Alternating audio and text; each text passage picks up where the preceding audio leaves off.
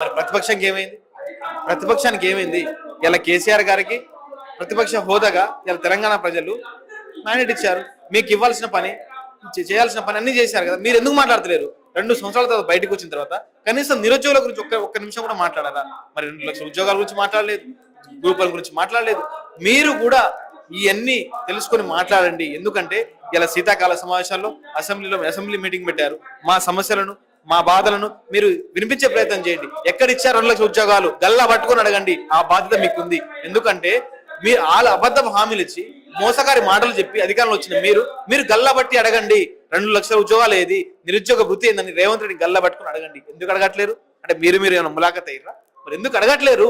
ఇలా అన్ని సమస్యలు మాట్లాడుతారు, యూరియా సమస్యలు మాట్లాడుతారు, అన్ని సమస్యలు మాట్లాడుతారు, ఉద్యోగాల సమస్యలు మాట్లాడుతారు. కానీ ఇలా నిరుద్యోగ సమస్యలు ఎందుకు మాట్లాడతలేదు? ఈ తెలంగాణ రాష్ట్రం ఏర్పడిందే నీళ్లు నిధులు నియామకాల మీద. నీళ్ల గురించి మాట్లాడుతారు, నిధుల గురించి మాట్లాడుతారు, మరి నిరుద్యోగుల నియామకాల గురించి ఎందుకు మాట్లాడతలేరు?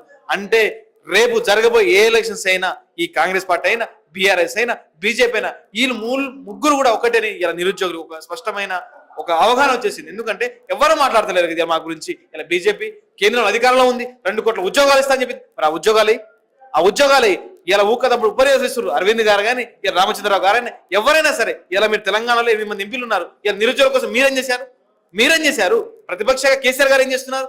అందరూ కూడా మా సమస్యలను వినిపించాలని మేము ఇలా మీటింగ్ పెట్టుకోవడం జరిగింది. ఇప్పటిదాకా కనీసం మాట్లాడిన ప్రభుత్వం మరి ఈ శీతాకాల సమావేశాల్లో మాట్లాడతారన్న నమ్మకం ఏముంది? ఇప్పుడు వాళ్ళు కూడా క్లియర్ గా ఉన్నారు కదా, జలాల హక్కుల మీదే మేము మాట్లాడబోతున్నాం, దాని గురించి పవర్ పాయింట్ ప్రజెంటేషన్ ఇవ్వబోతున్నాం అని చాలా క్లియర్ గా చెప్తా ఉన్నారు కదా. మరి ఇంకా మరి నిరుద్యోగుల అంశం ఎక్కడ వస్తుంది ఇక్కడ? మేము అదే అడుగుతున్నాము. మీరు జలాల కోసం కృష్ణా ట్రిబ్యునల్ గురించి వాటర్ జలాల గురించి మాట్లాడుతూ ఉంటున్నారు కదా, మా సమస్య కూడా చెప్పండి. మేము ప్రతిపక్ష నేతలను అడుగుతున్నాం. హరీష్ రావు గారైనా, కేటీఆర్ గారినైనా, కేసీఆర్ గారినైనా, ఎవరైతే ఉన్నారో పెద్దలందరినీ, బీజేపీ అధ్యక్షుడు రామచంద్రరావు గారైనా, ఎవరైతే ఉన్నారో వాళ్ళందరినీ కూడా మా సమస్యను కూడా వినిపించే ప్రయత్నం చేయండి. ఆ ప్రభుత్వానికి ఎట్టన్నా సిగ్గులేదు, కాంగ్రెస్ పార్టీకి ఎట్టన్నా సిగ్గులేదు. ఎందుకంటే ఇలా మాకు హామీలు ఇచ్చి ఏ హామీలు కూడా నెరవేర్చని కాంగ్రెస్ ప్రభుత్వం, మాయమాటలు చెప్పించిన ప్రభుత్వం ఇలా మా గురించి మాట్లాడలేదు. మీరన్నా మాట్లాడండి. రాబోయే ఎలక్షన్స్ లో మీ ఉనికి ఉంటది, మీ ప్రభావం ఉంటది. మా గురించి ఎవరైతే మాట్లాడతారో వాళ్ళకే మా ఓటు.